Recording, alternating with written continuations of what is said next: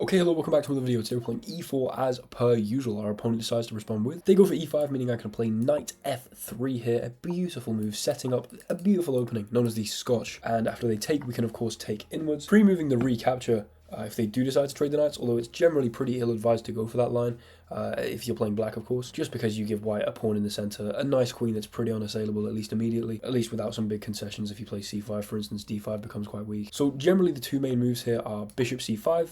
Ooh, bishop b4 is interesting. I was going to say, or knight f6. Now, bishop b4 is interesting, and pretty annoying, actually, because it throws off a bit of opening prep that I have, namely the Blumenfeld Scotch, if they'd gone for this. Because I'd imagine if we play c3 here, they actually just return to c5. Don't know if I found myself convinced here. Okay, I've just spent way too long thinking about this. I'm going to play c3 because this is clearly at least somehow inaccurate, even if it is theory. It loses a little tempo to c3, although inducing c3 is clearly not a bad thing for our...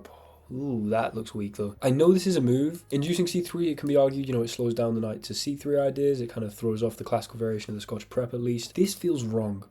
Because immediately I'm going to play knight to f5. And I don't know if this is necessarily the punishing line, but you've got to do something about the fact that I can take this with check. That might be, I don't know, putting your bishop on f6, or maybe even putting your bishop back on f8. Yeah, they do put the bishop on f6. Okay, 1, 2, 3 moves with the same bishop at least seems a little suspect. Should I just send it g4, g5? Probably not, because after g4, just h6, and I don't have anything. If I play h4, and then try and do this, and they take, and I just lose a rook, yeah, this isn't going to work. I'm going to play bishop c4. If you do this, I am so tempted to just play g4. And say, you know what, if you take this, I'm taking this way, getting an open g-file. And even though you haven't castled kingside yet, it's going to create great problems if you do so. They do just develop the knight though. Opponent's playing pretty weird. I'm so playing g4. I'm going to play even weirder chess. You don't know how weird my chess. Come on, man. g4. Let's go. Point being, and I'm about to make a very shoddy attempt at justifying this play so far. I mean, this knight is an incredible piece. If they want to trade it, I'm saying you do so at the price of giving me an open g-file, which I believe is going to be an extremely valuable asset. In fact, I will know it's going to be an extremely valuable asset if they castle kingside. Now, they don't have to castle kingside here, but if they don't, they're going to have to play bishop d7, queen e7, castle queenside. Seems a little slow and passive, because I mean, again, this is kind of annoying, a little thorn in our opponent's side in terms of development of this. We could play queen b3 with tempo, but they just play queen e7. Don't really see that going anywhere, to be completely honest. I think I'm just going to start by developing my bishop, probably to e3, which kind of whacks something else on the e file just to make sure my king is a little less susceptible to getting battered here. Damn, 4th move of this bishop in 10 moves. Hold on though, because now if I do a move like this, for instance, and you play queen e7, I could take, because if you do this, we draw the queen away. Oh, but you have knight here, obviously. What is wrong with me? f4, check. Oh dear, this is, I can tell this is going to be a very, very, very stressful game. f4 check. No, I just can't get away with that, man. Imagine the scenes that I play queen g4. They take, I take here. They desperado sack this, play rook f8 to save the rook and also the mate. I'm not entirely sure I have quite enough there, but it would be fun. Okay, we're playing queen g4. I don't know what's going on anymore. I think they're probably going to take this, and then if I do choose to take this, which I kind of am committed to now, because I've played queen g4, I mean, what else am I going to do here? Just recapture and have terrible pawn structure and let them defend this? I don't think so. I'm very much waded deep into the river of blood. If you take... Oh no, there's just knight. Here, queen takes, bishop takes, knight takes, I guess bishop c1. Defend the pawn, play b3, knight d2. Honestly, it's probably a roughly even endgame somehow out of all of this. I really hope they don't go for this, because that's going to kind of force a big simplification. I probably shouldn't have given them the opportunity to, but, I really wanted these aggressive lines where they desperado sack this, bring my king out. They then have to go over here, though. They do... Oh, let's go. Okay. I'm going to take here. Bang. Tempo on the rook. I think they have to take on f2. I mean, they don't have to take on f2, of course. But it would seem like if they just play rook f8 straight away and let me recapture... There we go. That would seem like a wasted opportunity. This is a little desperado. They're going to lose the bishop anyway. They might as well grab another pawn with it, dislodge my king, etc. So we, of course, take. They play rook f8 here. We actually have equal material, somehow. Not entirely sure how that's happened. We could grab a pawn and then just shove our h pawn down the board. That would be quite funny. But I think probably more appropriate is to at least make an effort to develop our knight. Although, hold on, because I don't want to see queen h4. And I don't want to have to drop back and block the check and allow a trade of queens. Actually, that would probably be quite good, because then I open this up here and get the rooks out. Stack and win this pawn. Okay, we will go knight d2. If they play queen h4, I'm going to bring the queen back. I will offer the trade of queens, which unfortunately happens. I could have done more to prevent that, but honestly, I do think if they go for this endgame, I'm going to be the one playing for an advantage here, absolutely. Because we're going to have an open h-file. that h7 pawn is going to be weak. And I mean, the presence of the f5 pawn is just really curtailing the development of the bishop. And if you try and fianchetto here, it's going to be all sorts of problems with pins. So you might have to play something quite slow. You see, they do drop back. They don't want a queen trade, which is nice. Although tempo on the knight, which is less nice. I could just play rook d1. I would prefer to play rook e1 at some point and maybe look to break like this. I don't know exactly. I think it seems appropriate to just bring the knight across to f3 here and say, you know what, actually we could be looking at knight g5 ideas and linking up with this still soft point on f7, especially if the rook tries to make a claim to the g-file. Yeah, I think they're just going to have to play a bit passive in castle, which is fair enough, but also is just boring as hell and sucks. Okay, you know what's kind of just funny? b4. Because now I'm saying, listen, I clearly see you want to run away from all this shenanigans across that's going on over here on the king side, but I'm here for the fight. Now, admittedly, I think I'm toasted. I think I'm absolutely and utterly toasted here. However, does that mean I will not continue the fight? Absolutely not. b5. I mean, the tempo, it's just, oh, come on. Let me have that. Thank you so much. I genuinely think I'm winning now. Because we take this with tempo and recapture. Hold on. The queen sack for the 2 pieces and the rook? How is this a real game? We take here. There's no check here. You can't infiltrate here. We hold this. We hold this. We hold all of this.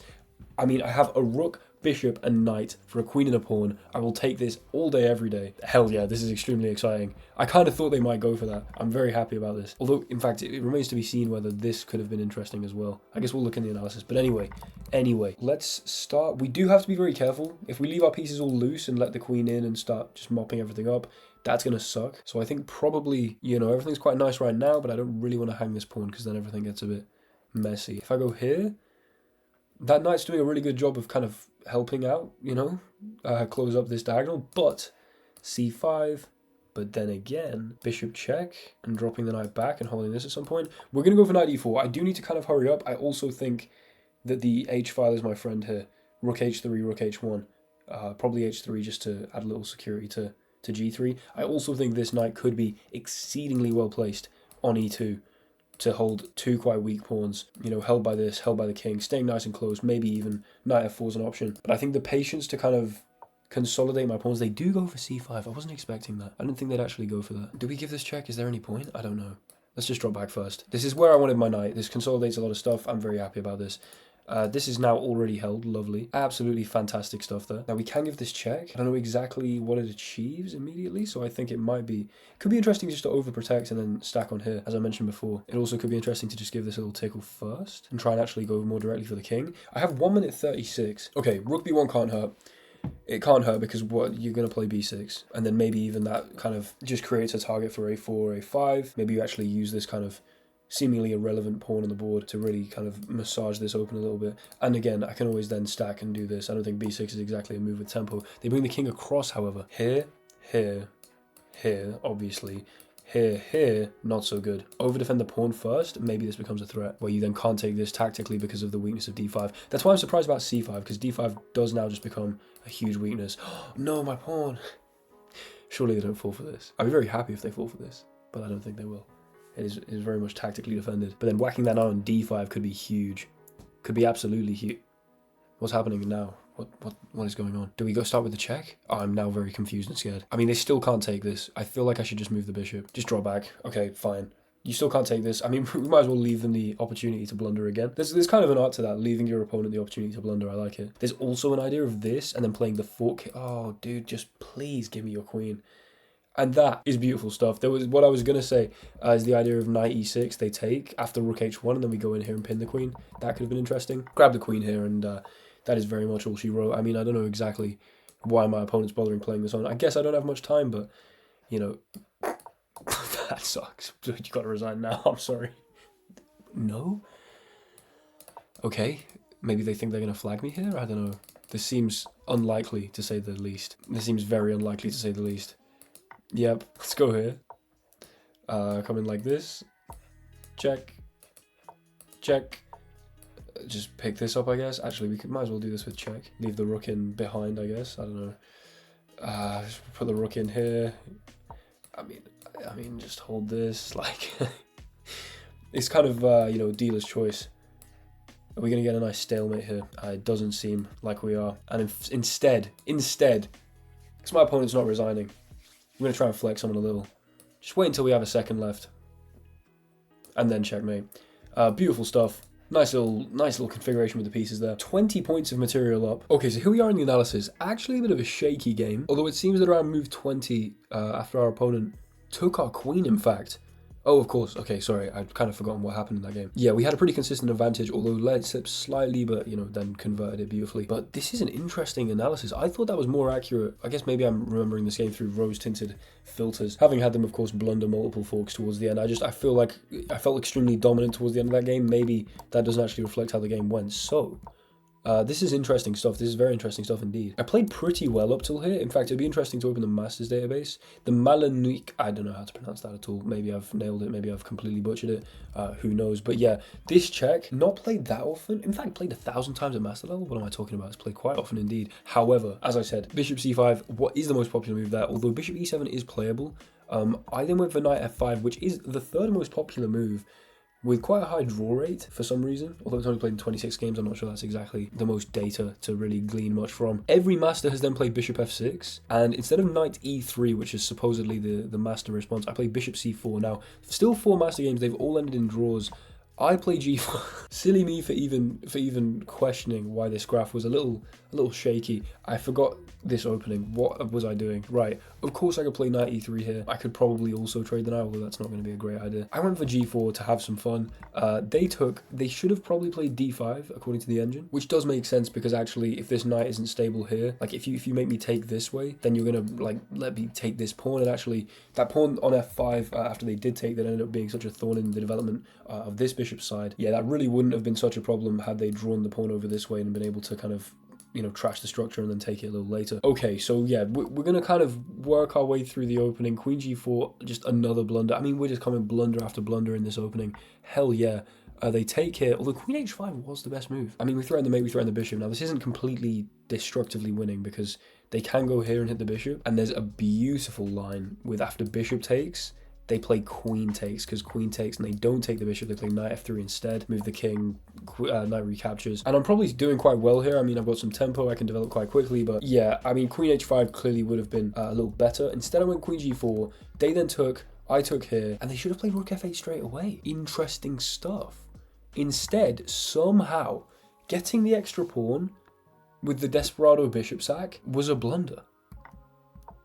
Even though it's this position or this position. And somehow me having this extra pawn here with my king on e1 able to castle means that our opponent is actually doing significantly better. Which of course makes sense because there's queen h4 here, and if I block there's this attacking the rook and attacking the bishop. So the difference is, after the Desperado sack, the rook goes across, I can develop my knight, queen h4, and I can block here and they can't take on e4. I mean, pretty freaky stuff, honestly. I don't blame my opponent for going for this Desperado at all. The nuance of that was pretty hard to see. In general, that would have been a good idea, and this is kind of a freak case in which it's not for tactical reasons. Had they taken this and I'd recaptured, yeah, we would have started to claim our advantage back, probably stack the rooks, and you know, slowly improve the knight, doing something interesting. Maybe even going via g5 and again putting pressure on here when they can't play bishop e6. But okay, I think we're kind of after now knight f3, which is the best move. So of course the mistakes and the blunders were just g4, b4, like I was just throwing pawns like an idiot. Although here, blunder because they can put the knight here. I think it's because after they take, they can sack the bishop to enter on d2, and I'm just getting absolutely torn up. I mean, my king is super weak here. Our opponent definitely should have you know, taken a second to think before threatening my queen. So, okay, up until this point, honestly, this was actually quite a bad game of chess. Still exciting, obviously, but there were some mistakes here that I could definitely learn from. A lot of them involving knight e5, actually. Basically, all of them involving the fact that I should probably, you know, not voluntarily leave my king just open and push all the pawns around it. I mean, it all stemmed from that original move, g4. Anyway, we take the knight, they take our queen. Hell yeah, because we then take the bishop with check, recapture the rook with tempo on the queen, and we have a rook, bishop, and knight for a queen and a pawn. And provided that we then handled this well, which I believe I did, because c5 here, dropping back to e2 is lovely. I mean, rook b1, why not? King goes across, rook h3. Knight f4 gives away some advantage. Instead they wanted a4. Okay, shut up, man. I think they might have even wanted a4 to play like a5 and put the rook in. Maybe even we just slide across. We just leave this knight here and say you have no infiltration, and we just go for the king. Actually, hold on. What am I talking about? It's probably to prevent the immediate b5. I ignore what I just said, although again this could have been interesting. But knight f4 is still really nice because, I mean, as you see, you create problems for your opponent, create traps for them to fall into. You might as well. Also, one of my ideas was, clearly this isn't going to be the case, but if they played b6, rook here for instance, and then attack my bishop, I think I'd have a pretty freaky knight e6, forking, sacking the knight, then to go here. So I'm still pretty happy with knight f4. Of course, then after b5 we drop the bishop back, and they do fall for this. But yeah, I was setting up nice infiltrating ideas. The knight was just really well placed on e2 though, and again, even if this had been a little slow, we could have probably played a4 to try and break in here. So yeah, but they do go for the unfortunate move of capturing there, and then the even more unfortunate move of blundering the other fork. Pretty insane. Of course, we then mop everything up. I mean, there's not a whole lot to be done. How efficient was this, I wonder? Check. Wait, hold on. Mate in 7, goes to mate in 6, goes to mate in 5, goes to mate in 4, goes to mate in 3, goes to mate in 2, back to mate in 3. Oh, because we had this. Oh, and then this and this. But I mean, of course, it doesn't particularly matter. We take it with check. We go in here. And then, yeah, the mate in 1. Honestly, pretty efficient king hunting there. Delivering the mate in 1 with 0.7 seconds on the clock. A lot of trust in my Wi-Fi for that one. Thank you guys so much for watching. Hopefully you enjoyed the video. Not exactly a perfect attacking clinic, but hopefully at least a vague hand wave towards the fact that you can get away with playing some pretty dubious, aggressive ideas against pretty decent opponents by just never refusing to stop making threats. I think it's maybe a Kasparov quote where he says if you make 10 threats in a row, your opponent will blunder, something like this. Anyone who knows the actual quote, put it in the comments. But yeah, thanks so much for watching. I'll see you guys again soon with another video. Goodbye.